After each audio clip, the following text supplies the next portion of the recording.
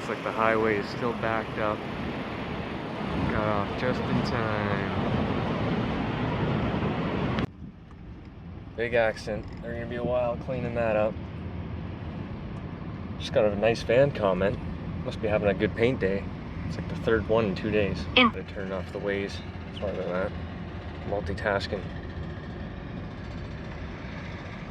So these rest areas are all around the GTA, and they're attached to these service stations.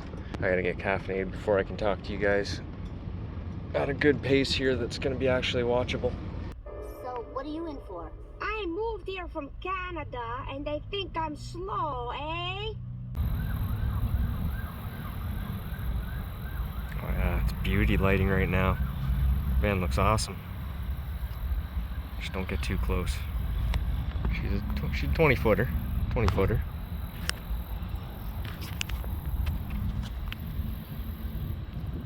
I know some people are saying, why don't you make or buy those bumper extensions so it doesn't look like you're fresh out of the trailer park, but I kind of like it. I don't know, it's growing on me. What do you guys think? Let me know down below. I mean, yeah, I could put those extensions on, but I'm not a huge fan of how that puts your crash point upward and makes it so instead of the subframe taking the brunt, it would be more like, I don't know, crunching. It would just crunch and completely ruin everything on the front, like even from a low speed collision. Getting close here so I can actually explain. I was thinking, like, if you move this up here with thin brackets and then you bump into something, I don't know, that's definitely gonna bust your plastic lift spacers, which more on that later. Don't go with plastic lift spacers. I don't know what I was thinking. I was gonna make ones out of metal or buy ones out of metal. Didn't. Figured, you know, 60,000 PSI braking strength, whatever. We got a cracked one. Alright, so I'm gonna drill half this coffee into me so I can actually speak at a good pace here. And we'll do a bit of a mechanical walk around. What do you guys think?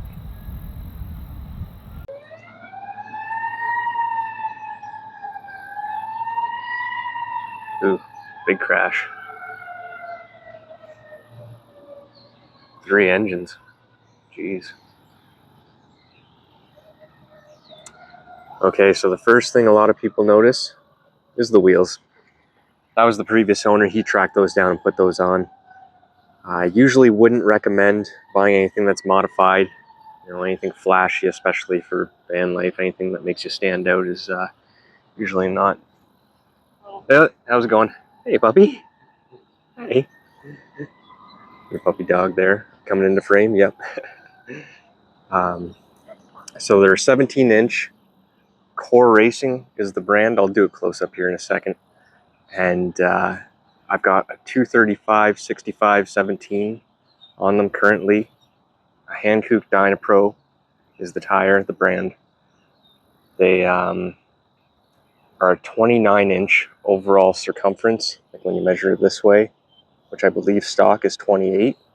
So an inch taller than stock, or a half inch, whichever way you want to look at it.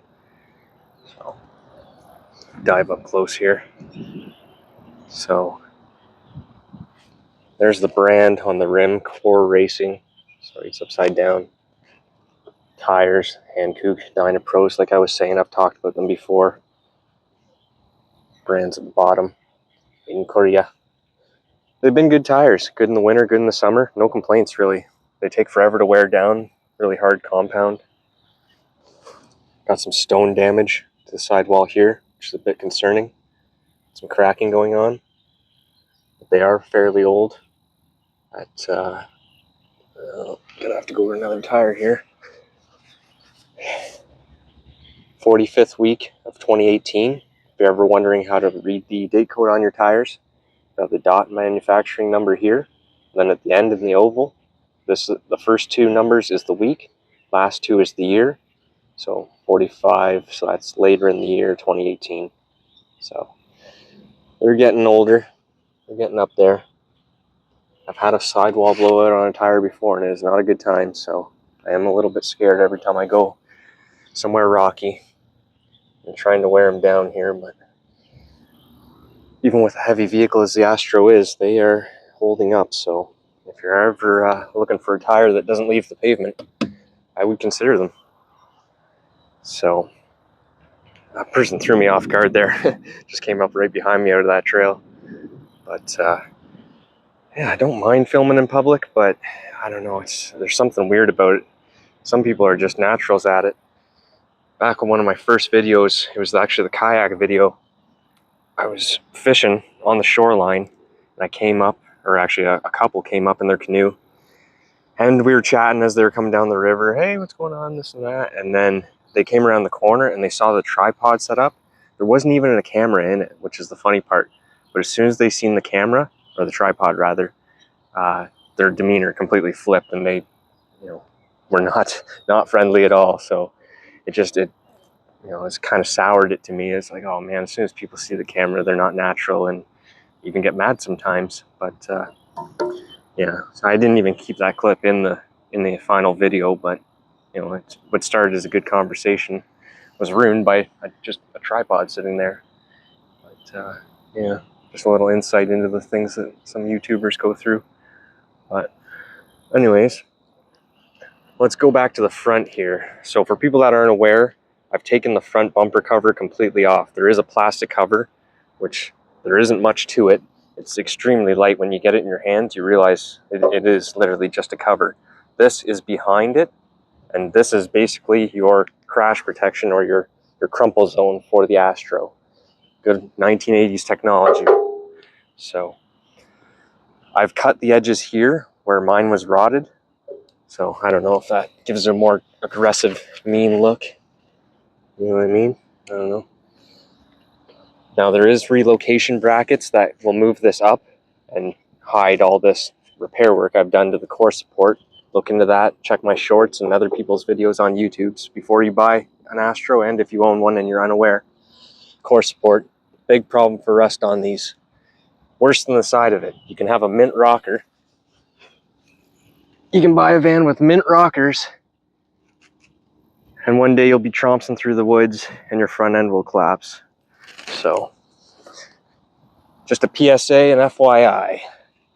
So I do need your guys' help. What can I do with the front of this? Because I know it doesn't look that good. It needs a little bit of help. I mean, I could replace these with clear, you know, better shape signal lights and markers or whatever. But what I'm talking about is the grill. Like, I just had this paint sitting around. It's actually the same paint that I used for the trim on the Max van. That's a little bit of trivia there.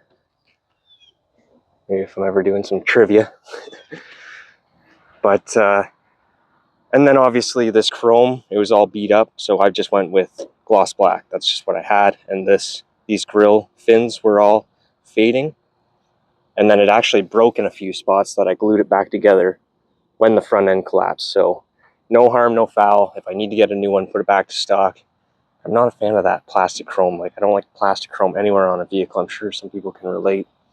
But the right thing to do isn't to plasti dip it. So, you know, you got to paint it. But then you see a grill on a vehicle painted black like this, and I don't know, right away. If I'm buying a used vehicle or looking for one for someone and I see someone's been doing that, run away. It means they've been messing with other stuff. That's like the first thing people do before they start really messing a vehicle up, is paint the grill black.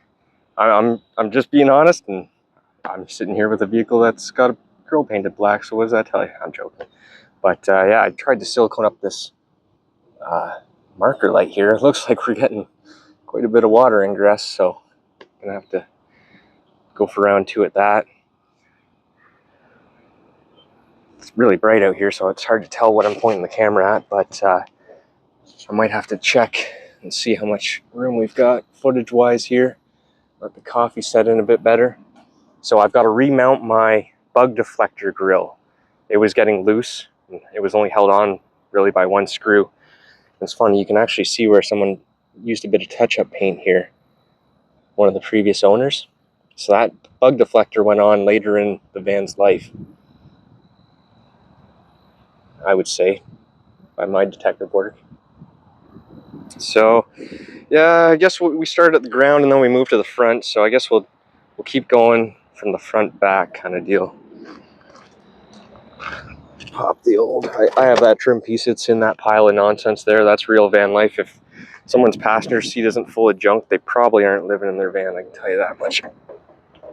Right now, it's usually quite the dance of moving things around the van from chilling mode to mobile mode. So yeah, for those that aren't aware, like all of this is one piece. This is a nice shelf to put your tools on when you're working on your Astro van, which you will need to, or someone will need to. Okay, we're not going to get away from the sirens, unfortunately. It's Friday in the GTA. Away she goes. So a little tidbit of knowledge, these are actually made in Canada. I can't speak to the quality of the plastic here, but yeah. Zoom in here. If you're looking there. Made in Canada. The old Red Green factory pumped those out. That's something I thought was kind of neat. The vans themselves were made in Baltimore, for anyone not aware. Baltimore, Maryland. Every single one of them was made in, it's actually an Amazon plant right now. But I think it was one of the oldest automotive factory assembly plants in the US. Yeah, Baltimore, Maryland. Look it up. Kind of neat to see. Every time I think of Baltimore, I think of that and the unfortunate passing of Stobe. But yeah, maybe one day I'll visit there. Go swing by the old assembly plant and alright, so back to it. So moving along here, these are your heater core lines. I've just got a oil change rag here. Old Maryland. So this is your evaporator box. These always crack on Astros. It's super brittle. There's actually a cover that goes over this blower motor that's made of like a rubber that's super brittle as well. That's one thing. There's a lot of heat in this engine bay. And yeah, anything made of plastic basically just turns to, you know, basically just crumples and falls apart. So this piece here, I kept finding large chunks of plastic just randomly after I'd work on the van and jack it up and stuff. And it was this thing here disintegrating. There's a big piece that goes around here, but it doesn't keep anything out from what I can tell. I don't know, you might want to look into that, but I just ripped mine out completely. So I cleaned that up. These are extra plugs for the heater valve down yonder. There's about a post a week on the Astro forums, people wondering what that goes to. So if you don't have rear AC or heat, don't worry about it. That's, well, the van's wired up for pretty much every option. They only had one wiring harness for, you know, the entire lineup of Astros and Safaris. So even the highest option model to the lowest option model got the same wiring harness, which is good because then you can add stuff. I got a new trans dipstick. That's from the junkyard. I have some old footage of that. I should probably get around to posting that. But yeah, so that's nice. If you'll remember, it was just like a little peg that I had to grab. So that's really nice to have that intact. So I've put an alternator on it, the AD244, still working great, no issues. Works just like a stock alternator, but better. I've got a video if you want more information on that. It's actually spec'd for a Hummer H2, but it works, bolts right in for the Astro. Just bolt her up, plug her in. Away you go, nice stock upgrade. So you can see, actually I'll try and adjust you here. Since I've put the 2-inch lift on, which I didn't even mention that I don't think yet, but the subframe has been spaced away from the body by 2 inches, and then I put new polyurethane mounts here by Prothane. So that has effectively lowered the engine. So you can see there all the room up top. I hope you can see that. No, you can't. There's now quite a bit of space in this area here. It's very tight on a stock Astro. You do spark plugs, you'll find that out in the wheel well. I've got the covers on right now, but that's how you get to the side of the motor to do any manifold or spark plug work. You've got to pull these covers. After you put the lift on, it makes it a lot easier to work on the van. Just for that reason alone, I would probably lift a van even if it wasn't ever intended to go off-road. So, moving along here, what else do we got? I painted the power steering reservoir. These are bad for getting rusty. Same deal on the express vans, the full size. Coming over here, I put a upgraded AGM battery, as big as I could get, in the spot here. It's a Group 78 MotoMaster Eliminator 5-year warranty, you hope anyways. Got the receipt, you know, in the glove box there. So it's a very common chain here in Canada. So hopefully I can get a replacement if I ever, you know, need to, but we'll see. So I've got a video on the Big 3 upgrade, just added grounds and powers to the alternator charging system here. Check on the channel for that. Good thing to do on any vehicle, not just an Astro, not just a van. But so this is for the DC to DC charger. This is the Big 3, the power wire coming from the alternator. I need to still mount my fuse holder up. I did have it mounted to the side of the factory box here, but when I put the bigger battery in, that started to interfere with my fuse holder, so I've just got to clean that up a little bit in time. It's still all good and safe. So I didn't have any problems with my airbox fitting back into the factory location with just the 2-inch lift. I know when you do put a 3-inch lift on, it stresses all this out way too much and it ends up not sitting right, but mine's sitting in there really nice. Tons of clearance for the fan shroud. I would say 1.5 inches, 2 inches. I normally have my barbecue grill actually stuck right in here. I took that out to clean it and forgot to put it back, so I'll have to remember to grab that. Got a new water pump down there. You can see the blue. Maybe you can see that. It's really hard to see the screen right now. But yeah, that's pretty much it for up here. It's had vacuum lines done at one point. I want to redo them completely. It's got some weird cap action going on here.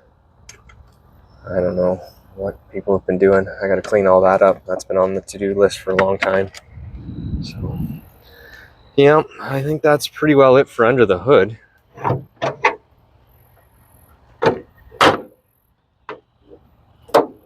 Man, highway, it's getting a little bit faster. There's some movement. No, not really, actually.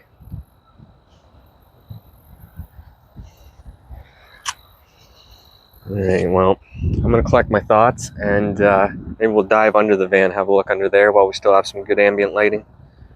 If I can give you a better look at the lift here. So it's pretty easy on the Astros. It's just one of these, you know, block lifts, which I don't really recommend, but there's not much else you can do. It's suspension or spacers, really. There's not a lot you can do on the Astros other than crank the torsion bars, which puts a lot of stress on other components. Pretty much everything else, every other component, from your idler arms to your CV axles to basically everything. So ball joints, control arm bushings, you name it. So I wouldn't recommend doing that, even though I've got a video of me doing it. I put a updated, you know, comment on that video saying what I've done now. Putting in these spacers allowed me to detension my torsion bars so that I was getting my lift from cranking up on the keys. So that's my recommendation. You can do whatever you want, but you know, you don't actually gain ground clearance by putting that lift in, unfortunately.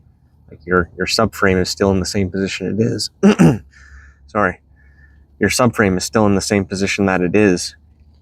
You only gain lift by putting bigger tires on. But by lifting the subframe away from the body, you make the allowance for bigger tires. You know what I mean? So there's the mid spacer block there. And let's turn you around here. Can I get it in the shot too? And then back here,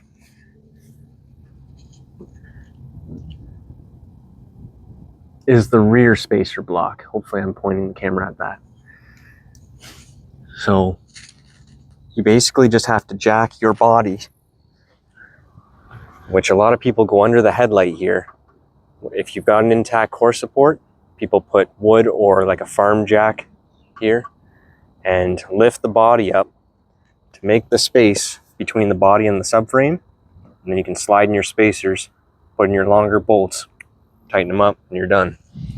Now, for foot-pounds, it's 60 foot-pounds in the front, 100 in the middle, and 60 in the rear. I took them up super, super slow, and I think I only got to 90 foot-pounds, and one of the middle ones cracked, which I can't believe that happened. That was my ultimate fear, but it's still in there. I put a hose clamp around it and it's completely mushroomed out and smushed. I probably don't even want to show it to you guys because you'll be like, oh my God, you're driving around like that? But yeah, that's what happens when you use plastic for something that totally shouldn't be using plastic. But anyways, so the exhaust is completely stock. It's nice and quiet. I like that. I'm an old man now. I don't like loud vehicles.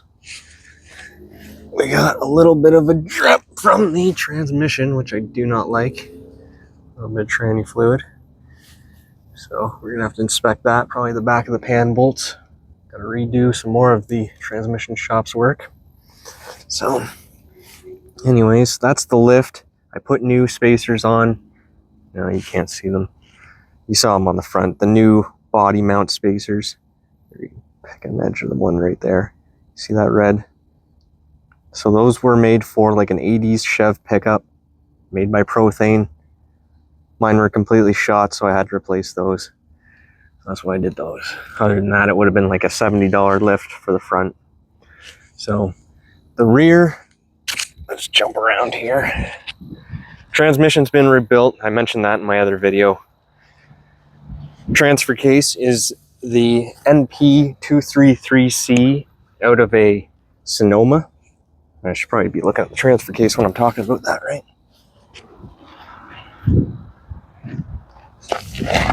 So, the transfer case is out of a Blazer or Sonoma. I believe this one is out of a Sonoma.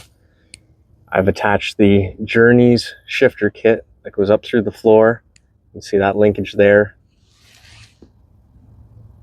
Right up through the floor, there's actually a square in the body from when the Astros actually came with a manual transmission. So you can see my shifter there in amongst all my junk and debris. So that's cool. That's how you get the 4-low, the manual selectable. Get rid of all the electronic nonsense that, you know, first time through the water is going to have issues. For the question as to why I went with the 4x4 swap, other than the added capability, it's just the reliability. I wanted to get rid of all that electronic nonsense. Like those push button selectable 4-wheel drive systems on GMs is back as far as they've always made them. I've always had issues eventually. So this is just a more rock solid, reliable setup.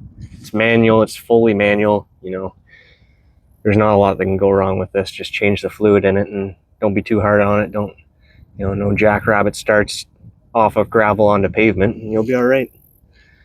You hope, anyways, knock on wood. So yeah, so that's that.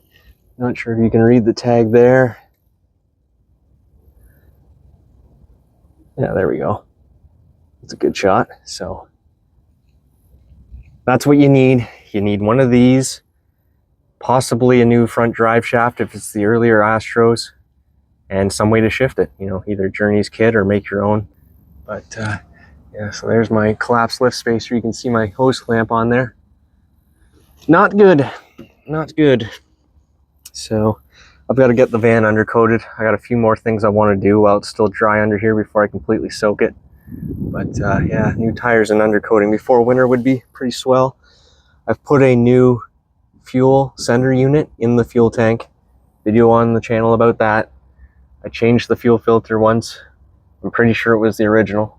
The lines were insanely tight. It's also where I've got the fuel pump for my diesel heater. See the exhaust there. Already had to use that a few times this year. Glad to have it. Glad to have it. Wouldn't do van life without it. Oh yeah. KYB Monomax in the front as well as the rear.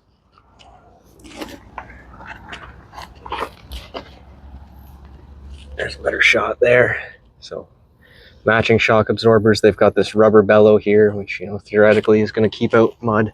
So is that going to be good lighting? Yeah. So these are replacement rear leaf springs that were put in by one of the previous owners.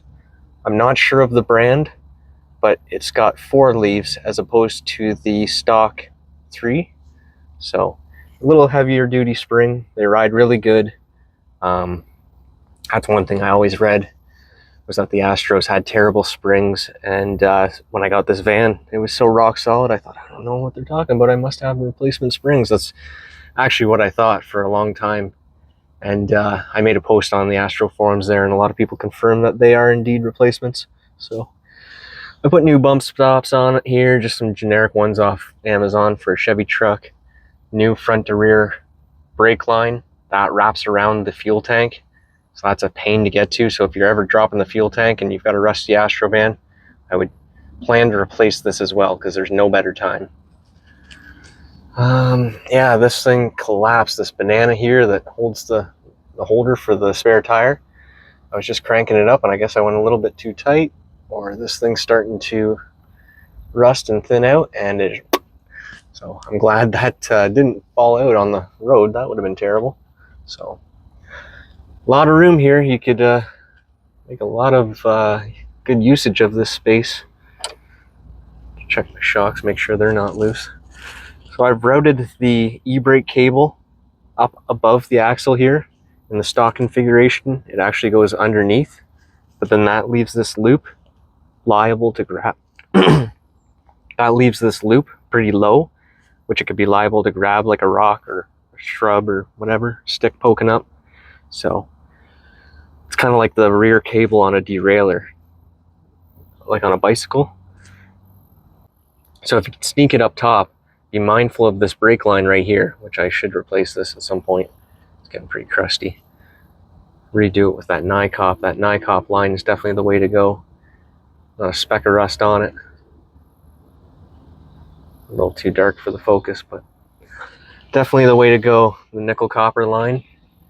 Easy to bend. Just got to make sure your routing is spot on, because it can rub through pretty easy because it's pretty thin, or pretty soft rather. But I've had the pumpkin off here, and that was one of the biggest letdowns of the van. The door jamb sticker on the passenger door had the G80 RPO code, so I thought I was buying one with the locking rear axle, the gov bomb, gov lock.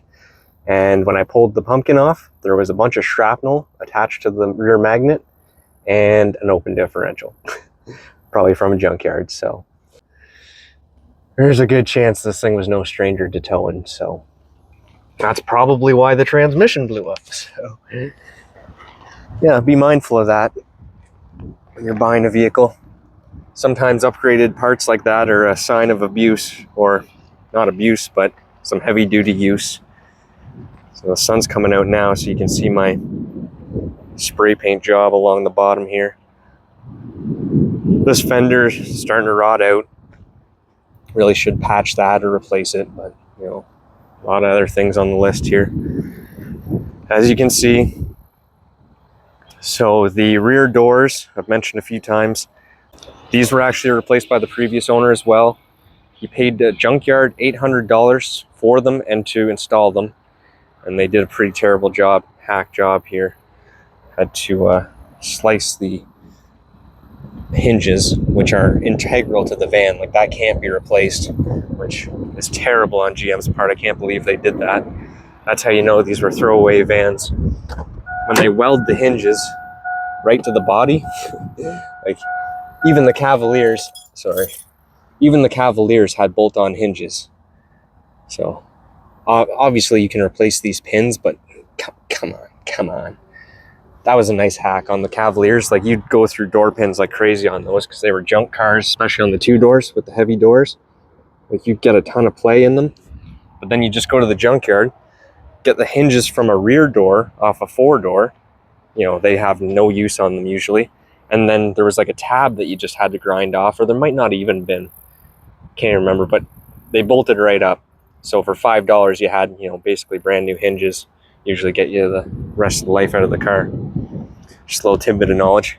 You can't do that on Astros. You actually need a special tool to compress this spring to get it back into that little void there. The spring that kind of helps you open and close the door. This booty here keeps coming unpopped. There's actually a wiring issue in here that was keeping my power door locks from working. I've got some really old footage buried somewhere on that, but that was a pain to track down. Sometimes they would work, sometimes they wouldn't. They had a mind of their own. But yeah, so the little arts and crafts here. This was the previous owner. I guess this is, you know, Spider-Man's enemy there. I almost said poison. Venom, I think. I don't know. It's one of those ode to the previous owners, right?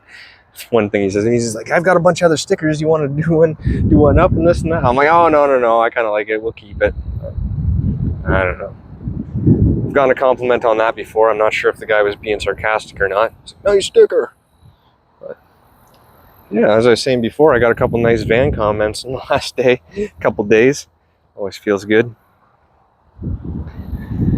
Okay, so what else are we going over here? I've done a bunch of painting. I pulled up the carpet and redid the floor and stuff, and in here it's kind of hard to see and kind of hard to tell, and a bunch of people probably don't even really care. I gotta hold off on the interior tour. There's just way too much to clean up and organize, and problem is it's seasonal here in Canada. It's almost time for me to go and grab all my winter stuff. Like I've got a bunch of sweaters and stuff with me, but it's like I need to go grab my coat here pretty quick. Like, and then all the fishing stuff goes away, you know what I mean? The 4 seasons really get you. I guess we never really went over the roof, and that's kind of exterior as well, right? So 200 watts of solar. They're the Renogy panels. They've been good. Sorry, I have to check and see. Oh yeah, we're still filming. So they've been high quality. They soak up the juice. I love it. With just the alternator charging, I was not cutting it. It was absolutely not cutting it. Just running my fridge was kind of like a battle. It was not good, especially in the winter. So, you know, when the only time your batteries are getting recharged, your engine's running, you start being really sparing with your energy usage. And it almost gets to a point where it's, you know, you're sitting in complete darkness. You don't want to flip on anything. You don't want to cook grilled cheese because you're going to have to drive for an extra half an hour the next day. When you're booting around all the time, it's no problem. But say you want to post up for a couple days, the solar really helps out. I've actually got a supplemental panel here. I've mentioned a few times, my buddy there, his old man passed away, and he was actually hot on his way to boat life. So as an aside, if you're, you know, got big plans, make them happen, because no one's days are guaranteed. But this was actually his power system in his boat. He had this up in the front deck in the windshield. So that's a you know, portable solar panel that I can put across the front of the van here, you know, on the inside or the outside, really. It's 80 watts. Tried her out. It's also got little stands on the back here, little kickstands, so you can put it on the ground and angle it. It's got some cords in here. It's got a little, you know, charge controller box integrated, and then you know, some ports and whatnot on the side there, USB-C. So it's more for charging, like power banks and stuff like that, but you can put it direct to a battery. I'd probably run it through your own charge controller just to be sure. So that's the brand there, not a sponsor, name Tom, whatever solar panel. But yeah, my buddy gave that to me graciously. Funny little decals there. But yeah, so that's good to have that, an extra 80 watts that I can throw in the windshield at any time. You know, charge my phone off or whatever, or say you have a problem with the main electrical system of the van, it's good to have something to charge your phone with, you know what I mean? Or say I want to charge up my vehicle battery, which I can do from the back, but that's another video as well. I got to go over the electrical system. There's been a few changes to that, but yeah, so oh man, I'm getting sidetracked here. So that's the solar setup. I've got 200 watts, you know, fixed to the roof, the supplemental 80 there that I can throw out, and then basically the entire rest of the roof, as you can see here, I've pretty much maxed out the front. I had plans to put an air dam on here, but it's good to actually have this open for cooling. I'm not sure how much it helps, and I also wanted to paint this black, but then again, the silver is good for cooling. So I don't know, I don't notice it too much at highway speeds, and the van's not aerodynamic as it is, so I just never really got around to it. But I did have plans to make up something out of metal or plastic to kind of make it a bit less of a brick going through the wind. But yeah, you know, nothing about this van is aerodynamic. Like, these mirrors are huge, it's tall, it's a very tall vehicle already, even stock. Flat front end on it, bumper cover removed. Yeah, aerodynamics have gone out the window. So even further on the aerodynamics chopping block here, we got the rack. I already had this before I got the van. It's just what I had. You probably want to go with something for waterproof storage. I had plans to put like a big box in here, like a lockable waterproof box, which is good for putting like laundry, you know, stuff like that. Stuff you don't want in the van, garbage too. Anything you don't want to get wet, but you don't want it in the van, you know what I mean? So, yeah, I got the full-size shovel mounted here. In the middle of the rack here, we've got the Max fan. Rack kind of hides that, which is nice. A little bit, you know what I mean? That is a weed sprayer that I painted black. That's good for pressurized water, for dishes, shower, whatever else. And then some traction boards. And then lately I've had my spare tire up here. I just emptied out the rack before I went on this road trip here. So that's the state of the roof basket currently. I really should sticker bomb this front here. I've got a whack ton of stickers that I probably should use on there, but it's just one of those things. It never seems like the right time to do it, you know what I mean? So yeah, maybe I'll give you a view from this way so you can see. So that's the back of her there. Good clearance. As I said in my one update video, it's nice to have the Max fan protected by the rack, because when you're going through the bush, the branches come up the side of the van here and they smash. They go along the roof and then smash right into the plastic lid. So especially when you leave it up, it's not a good situation. So with the rack on, it actually, I haven't had that issue anymore. So it's been good. It's working out as intended. Okay, so it's got a trailer hitch on it. It's been handy. I've towed boat with the van, a big old boat. Moved a trailer around in the driveway and stuff. It tows good. Yeah, I wouldn't want to hit any mountains or hills with a very heavy load, but yeah, if you've got flat ground, I'd have no problem tarring a coat. I'd have no problem towing a car small distances, really. So yeah, especially the 03 to 05 with the upgraded brakes, you know, bigger brakes in the front, disc brakes in the rear. Because a lot of times that's what your tow rating is dictated by. It's not exactly your suspension like a lot of people think. Like, oh, I put larger springs or my tires are rated for so-and-so, but it's a lot of times it's the braking is what dictates your tow rating. It's actually a bunch of things. It's not just tires, or sorry, it's not just brakes. It's tires, it's suspension, it's a lot of things. But anyways, I'm just rambling on here. I don't know. I don't know what else to show you guys. Like, there's a bunch of stuff I could get into the nitty gritty. Like, I painted all of this with trim clad in here. I already mentioned that in the one video. It's had all new e-brake cables on it. I really should write it all down so I'm not just jumping all over the place. But yeah, this thing has had a lot of parts, money's dumped into it. It's fairly reliable how it is though, so can't complain. It's never left me stranded other than driving home with the blowing transmission. Never had any issues with it, so knock on wood. A quick few things to add to the exterior here that I forgot. So these wind guards, or rain guards rather, I installed those. There's a video on the channel of those. I've seen these on Rock Auto go on clearance from this company, AVS, and they go on sale for like 20 bucks. So if you're a user of Rock Auto, throw them in your cart and keep an eye, because I've seen them go on a bunch of times, but then they sell really quick. I think regular price is like 50 to 70 bucks, but something to watch out for. I've got one of these cheesy deer whistles. I just found it in one of my old toolboxes, so just threw it on there. Jury's out on if these actually work, but you know what, I'll take anything I can get. So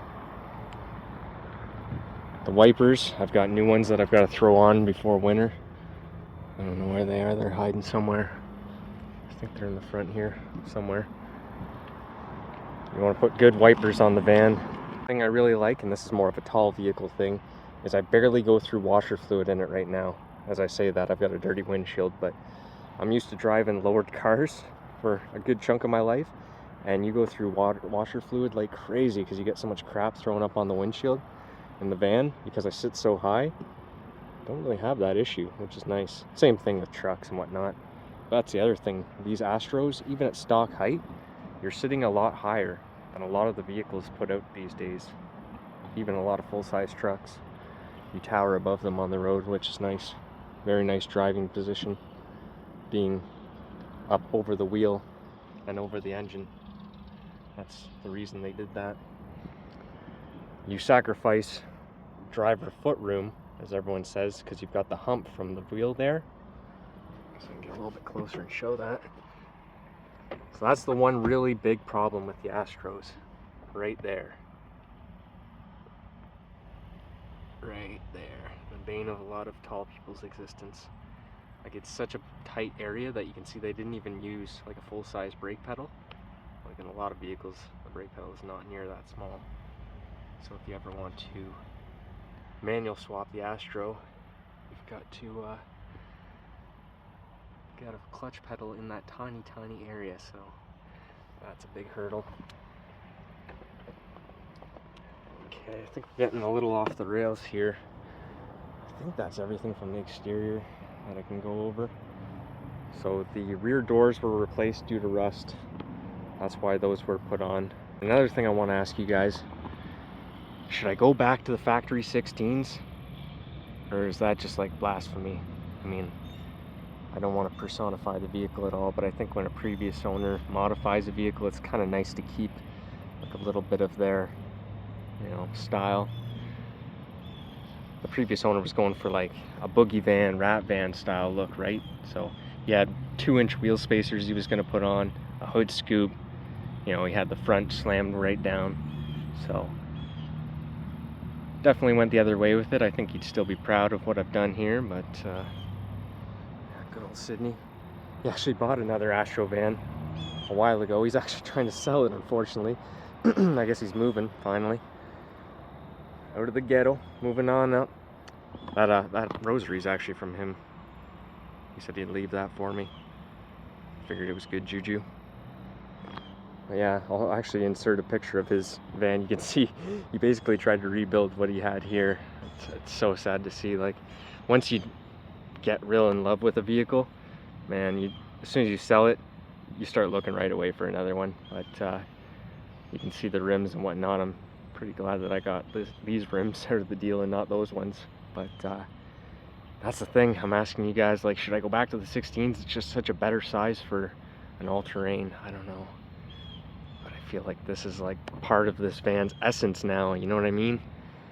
But that's the things the previous owner's done. The rims, the rosary, the decal on the gas door over there on the other side. You'll see. I had some tires lined up for these rims and they fell through, so I started looking at some used, 16s, and there's a bit better selection for them, so I don't know, we'll see what happens. But I'd like to keep these. I think they are have a bit more of a wider offset. Don't want to get too close to the slider. That's the other thing. Let's see through there. So you are limited with how wide you can go. So that's something to keep in mind. That's another reason the swing out barn doors are kind of nice to have on the side as opposed to the slider, as opposed to having the door go along the side here. That's the one thing. I would have traded the single slider for a dual slider, or even the barn doors, so then you're not limited on tire size, and then you can mount a lot of stuff on the side here, but they didn't make Astros in that configuration. You got to go to the full-size vans for that. But even my old Montana, I loved having the sliders on both sides, because then you could easily get to that storage on the other side of the couch, and I used that for all my tool storage. And then I could choose which side the bed was on as well, right? So I had the futon on this side, better for curbside parking.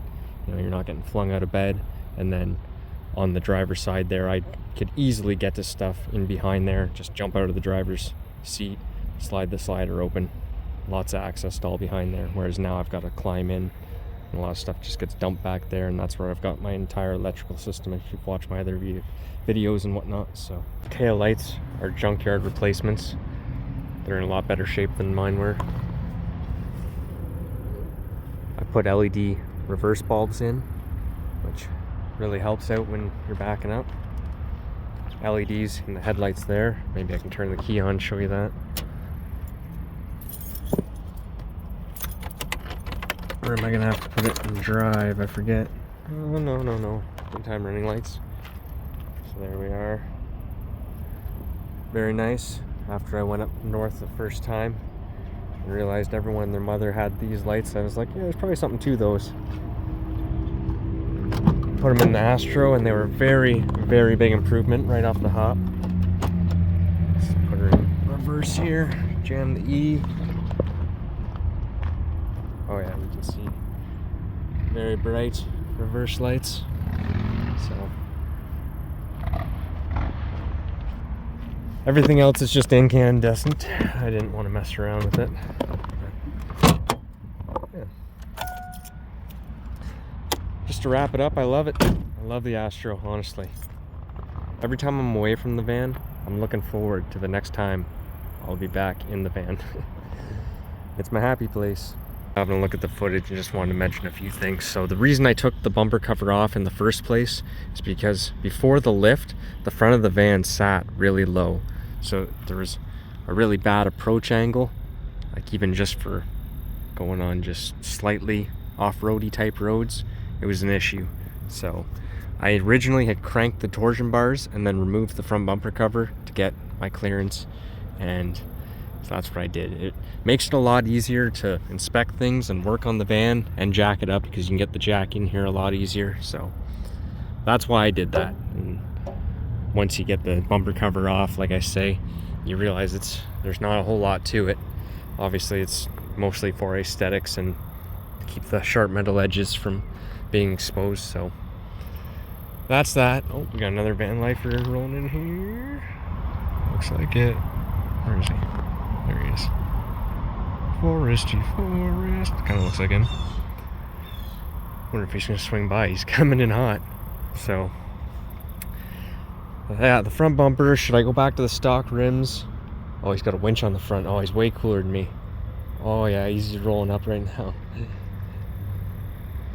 Oh yeah, I think we just made a friend. Just gave him a wave. That's cool. Made a friend. He just rolled through. Oh, is he stopping? Oh no, he's got a puppy dog he's gonna let out maybe. So, that's cool. So, I think that's everything I wanted to mention. Front bumper. Oh, and then the transfer case. So, when I was parking, I would always back into my spot, and one thing I noticed is with the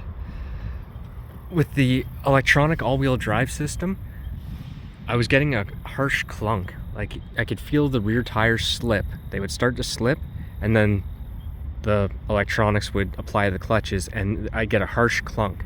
So I don't know if that's normal operation, and that's how, you know, a well-functioning all-wheel drive unit, like the all-wheel drive transfer case that's meant for the van, works. But to me, it just did not feel right. I didn't like that. It was a noticeable, you know, half a second delay between rear tires slipping and then fronts grabbing. Like the front of the van would almost shift, right? Because the back wheels, especially if you're going uphill, would start to slip. The back of the van would start to slide a little bit, and then the front wheels would grab. So it was not a good situation. I'd much rather prefer to be able to just select manually the four-wheel drive. So if I'm in that situation, I know exactly what the van's going to do, so on and so forth. So I just wanted to clarify that. I think that's everything. Yeah. Maybe I'll just take one last gander underneath. Yeah, stock system, stock exhaust system. Oh, bump stops for the front. If anyone knows where the heck you get bump stops for the front, because that's one thing I've still got to replace. I'm running no bump stops, which is definitely sketchy. So I need to replace those. If anyone knows where you get those, I'd be much obliged. There's the KYB Monomax. Most of it's covered by the booty there. I put new polyurethane end links and a sway bar at one point on the van. New starter. new starter, new alternator. I think that's everything. Control arms are completely stock. New ball joints. I see the variance in the stupid Mevotech hardware. I see the exposed threads. And then over there, no exposed threads. Come on, Mevotech. The variance in hardware always gets me. So, new ball joints. I've replaced these CV axles before. New brakes, like I said. Oh, that guy's rig is sweet. Dude, does he have the same? Does he have the chrome? Oh, no. Oh, I thought he had the same wall paneling that me and Chrome had. Nice, nice pull-out drawer and screen setup, though. Okay. So I think that is it. Every time I turn off the camera, I remember something I didn't mention. I think that's everything. Well, comments, queries, criticism down below. I will see you in the next one. Oh, great. It's the Joneses. Rolling up in their Sprinter XL. No, that's an apartment on wheels. Maybe one day. For now, I'm cooling my Astro.